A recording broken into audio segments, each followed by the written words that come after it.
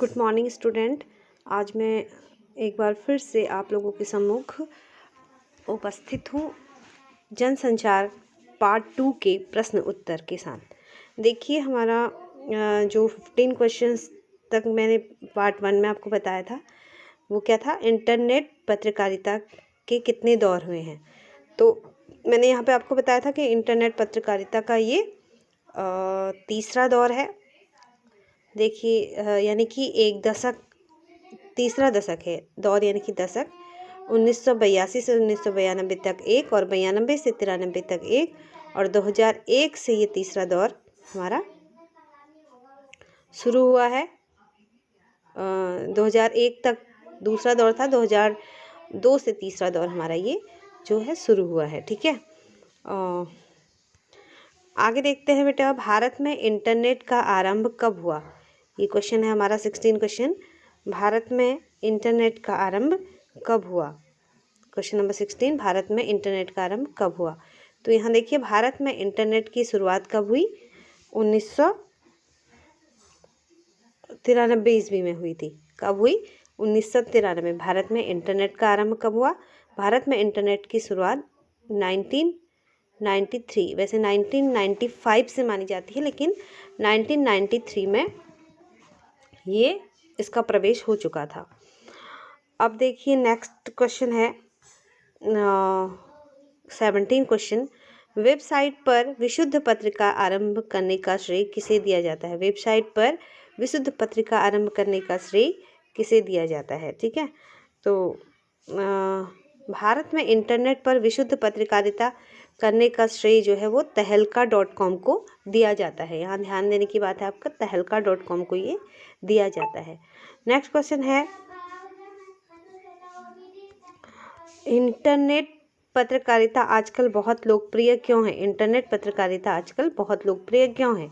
तो आप यहाँ देख सकते हैं इंटरनेट पत्रकारिता जो है, इंटरनेट पत्रकारिता से न केवल समाचार पत्रों का संप्रेषण, पुष्टि, सत्यापन होता है, बल्कि समाचारों के बैकग्राउंड को तैयार करने में भी सहायता मिलती है। क्या मिलती है इससे, समाचार के बैकग्राउंड को तैयार करने के लिए भी सहायता यहाँ पर मिलती है। नेक्स्ट क्वेश्चन है देखिए 19 क्वेश्चन है यहाँ पे, पत्रकारीय लेखन में, क्वेश्चन नंबर 19, पत्रकारीय लेखन में सबसे अधिक किसका ध्यान रखना चाहिए। तो क्या है आंसर, पत्रकारीय लेखन में आम लोगों को ध्यान में रखकर सीधी सादी आम बोलचाल की भाषा में होनी चाहिए। जो पत्रकारिता होनी चाहिए आम लोगों के लिए वो बना है, तो उसकी जो भाषा है वह भी आम लोगों को समझ में आने वाली भाषा होनी चाहिए।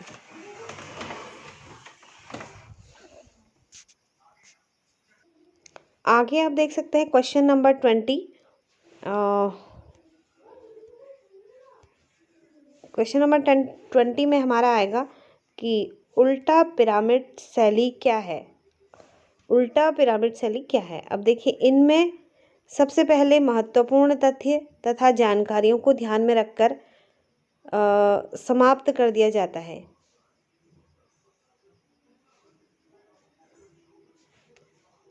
अब देखिए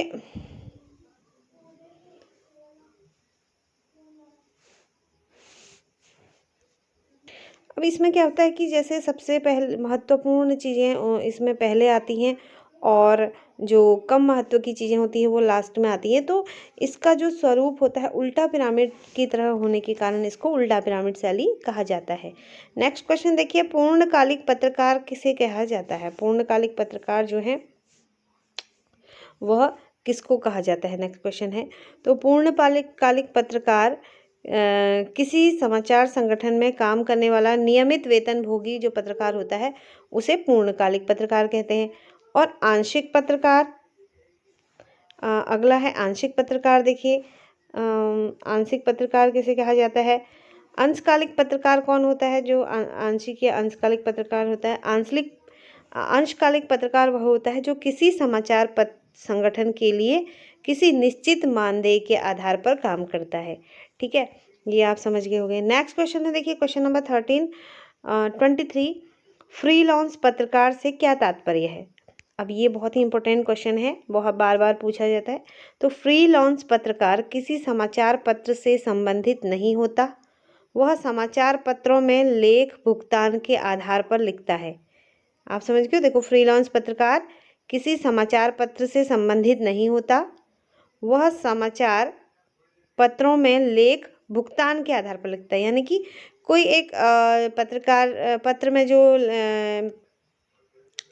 लेख लिखता है वह कोई पत्रकार नहीं होता है, उसको उस लेख के बदले में भुगतान किया जाता है, तो उसको फ्रीलांस पत्रकार कहते हैं। वो पत्र में लिखता है लेकिन वहाँ का परमानेंट वो पत्रकार नहीं होता, अस्थायी पत्रकार होता है, इसलिए उसको फ्रीलांस पत्रकार कहा जाता है। नेक्स्ट देखिए क्वेश्चन नंबर 24, समाचार लेखन के कितने प्रकार हैं? तो यहाँ पर आपको देखिए कितने प्रकार होंगे। समाचार लेखन के 6 ककार हैं। तो ककार कहते हैं समाचार लेखन के कितने ककार हैं? 6। वो 6 कौन से हैं? क्या, कौन, कब, कहाँ, कैसे और क्यों। ठीक है, तो समाचार में क्या हुआ, कौन इसके लिए जिम्मेदार है, कब हुआ, कहाँ हुआ, कैसे हुआ और क्यों हुआ। ये जब क्वेश्चन है, इन 6 क्वेश्चनों को ही 6 ककार कहा जाता है। ठीक है, अब नेक्स्ट क्वेश्चन देखिए। नेक्स्ट क्वेश्चन है आपका 25 क्वेश्चन, विचार परक लेख में क्या क्या आता है? जो विचार परक लेख होता है उसमें क्या क्या आता है? विचार परक लेखन में लेख, टिप्पणियाँ, संपादकीय, तो यहाँ देखिए तथा स्तंभ लेखन आता है। ठीक है, अब नेक्स्ट है क्वेश्चन नंबर 26, उल्टा पिरामिड में समाचार का ढांचा कैसा होता है?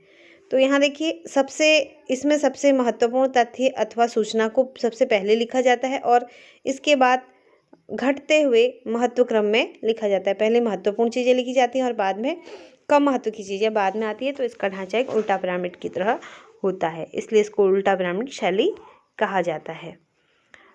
क्वेश्चन नंबर 27 देखिए, क्लाइमेक्स का क्या तात्पर्य है?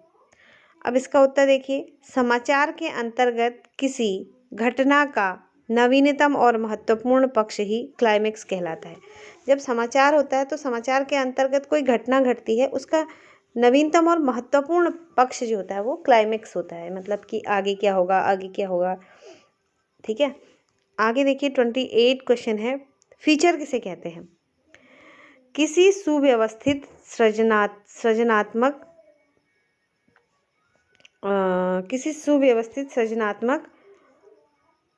और आत्मनिष्ठ लेखन को फीचर कहते हैं, जिसके माध्यम से सूचनाओं के साथ साथ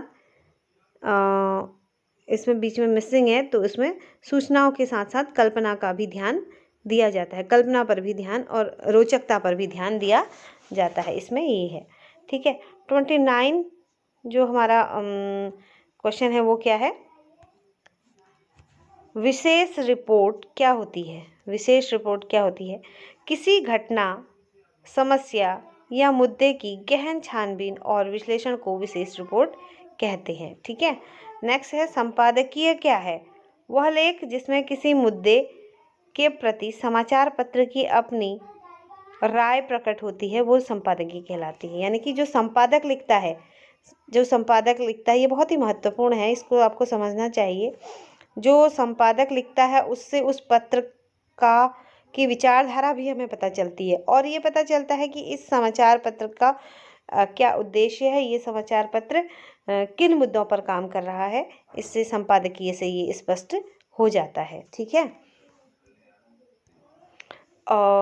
तो आज के लिए इतने ही क्वेश्चन काफ़ी हैं बच्चों। उम्मीद है आपको समझ में आया होगा और आपसे एक रिक्वेस्ट है, मेरे चैनल को लाइक करें, शेयर करें और सब्सक्राइब करें। मेरा चैनल जो है ये विद्यार्थियों के लिए बहुत ही महत्वपूर्ण है। इसमें मेरा एक ही उद्देश्य है कि ज़्यादा से ज़्यादा विद्यार्थियों तक मेरा ये वीडियो पहुँचे और वो भी जो है इससे लाभ ले सकें और परीक्षा में अच्छे अंक उनके आएँ। तो बेस्ट ऑफ लक, आप परीक्षा की तैयारी करें और मेरे चैनल को लाइक, शेयर और सब्सक्राइब भी करें। Thank you.